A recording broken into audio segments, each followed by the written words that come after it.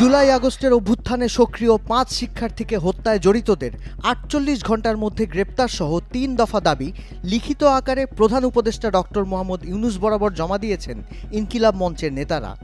২২ December রোববার বিকেল ৪:৩০টার দিকে প্রধান উপদেষ্টার একান্ত সচিব সজীব এম খায়রুল ইসলাম মঞ্চের নেতাদের কাছ থেকে স্মারকলিপি গ্রহণ করেন।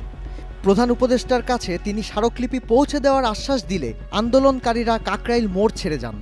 এদিন বেলা 12:30টার পর ঢাকা বিশ্ববিদ্যালয় এলাকা থেকে প্রধান উপদেষ্টার বাসভবনের উদ্দেশ্যে মিছিল বের করে ইনকিলাব মঞ্চ, কিন্তু পুলিশের বাধায় কাকরাইল মোড়েই আটকে যায় মিছিল। পরে প্রধান বিচারপতির বাসভবনের সামনে অবস্থান নেন মঞ্চের নেতারা। এই গভর্নমেন্ট থাকাকালীন যদি এরকম জুলাই সৈনিকদের হত্যা হয়, চোরা হত্যা হয়, তাহলে এই সংখ্যা ৫ থেকে ৫,০০০ আরও অনেক হবে এবং এটা এখানেই শেষ হওয়া উচিত। এবং এই গভর্নমেন্টকে, এই উপদেষ্টাদেরকে অবশ্যই এটার সুরাহা করতে হবে এবং আমাদেরকে নিশ্চিত করতে হবে এই ছাত্র জনতা নিরাপদ, এরা ক্যাম্পাসে নিরাপদ, এরা বাসস্থানে নিরাপদ, এবার এরা রাজপথে নিরাপদ, এইটুকু ওদেরকে নিশ্চিত করতেই হবে। এ সময় উপদেষ্টা মণ্ডলীর যে কারো সঙ্গে সাক্ষাতের জন্য দুপুর ৩টা পর্যন্ত আলটিমেটাম দেন তারা, কিন্তু তাতে কোনো সাড়া না পেয়ে বেলা ৩:৩০টায় রাস্তায় শুয়ে পড়েন আন্দোলনকারীরা।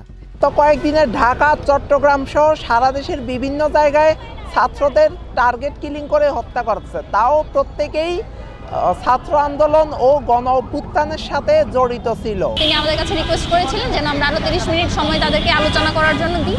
সেই 30 মিনিট সময় আমরা দিয়েছিলাম, কিন্তু এখনো পর্যন্ত তাদের দিক থেকে আমাদের দাবি মেনে নিয়ে কোনো নিউজ আসেনি, তাই আমরা এখানে বসতে বাধ্য হয়েছি। এতে প্রধান বিচারপতির বাসভবনের সামনের সড়কের একপাশে যান চলাচল বন্ধ হয়ে যায়। পরে প্রধান উপদেষ্টার একান্ত সচিব সজীব এম খায়রুল ইসলাম কাকরাইল মোড়ে এলে তার কাছে ৩ দফা দাবিতে স্মারকলিপি দেন ইনকিলাব মঞ্চের নেতারা। এ সময় আন্দোলনকারীরা দাবি আদায়ে সরকারকে ৭ দিনের সময় বেঁধে দেন। এর মধ্যে সরকার প্রয়োজনীয় ব্যবস্থা গ্রহণ না করলে ২৯ ডিসেম্বর সচিবালয় ঘেরাওয়ের হুঁশিয়ারি দিয়েছে প্ল্যাটফর্মটি। ১ সপ্তাহ সময় দিলাম, যদি তারা না পারে ১ সপ্তাহ পরে অর্থাৎ আগামী ২৯ ডিসেম্বর রবিবার দুপুর ১টায় ইনকিলাব মঞ্চ আপামর দেশপ্রেমিক ছাত্র জনতা এবং জুলাই যোদ্ধাদেরকে সাথে নিয়ে সচিবালয় ঘেরাও এবং অবস্থান কর্মসূচি ঘোষণা করছে। গত ১৯ ডিসেম্বর জুলাই আগস্টের গণ আন্দোলনে সক্রিয় ৫ শিক্ষার্থীকে হত্যার অভিযোগ তুলে খুনিদের গ্রেপ্তারের দাবি জানায় ইনকিলাব মঞ্চ। সে সময় তারা রাষ্ট্রীয় অতিথি ভবন যমুনার সামনে অনশনে বসার কর্মসূচির ঘোষণা দিয়েছিল।